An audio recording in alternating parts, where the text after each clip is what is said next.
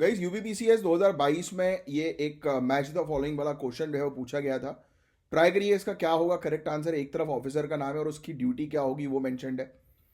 तो देखो जैसे कि आपको एक ऑप्शन में दिखाई दे रहा होगा शाहसादी पति। तो शाहसादी पति जो थे वो एक जुडिशियल या फिर पुलिस ऑफिसर थे, यानी कि ये पोस्टिंग जो थी ये पुलिस ऑफिसर या जुडिशियल ऑफिसर की थी।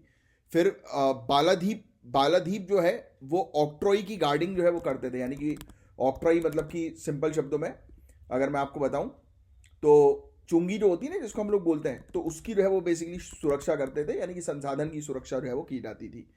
फिर एक हम लोग को पत्ता कोला देखने को मिलता है, इसको जो है वो कहा जाता है पत्ता कोला को, या पटकोल भी इसको जो है वो कहते हैं। ये बेसिकली है क्या तो वो मैं आपको बता देता हूँ। तो पटकोल जो है ये बेसिकली टैक्स कलेक्टर होता था जो गांव में टैक्स कलेक्ट करता था। और तालार जो थे वो बेसिकली रात के गार्ड्स थे कि रात में जो है वो सिक्योरिटी पर जो है वो ध्यान दें। तो ये इस प्रकार के क्वेश्चंस अक्सर एग्जामिनेशन में पूछे जाते हैं।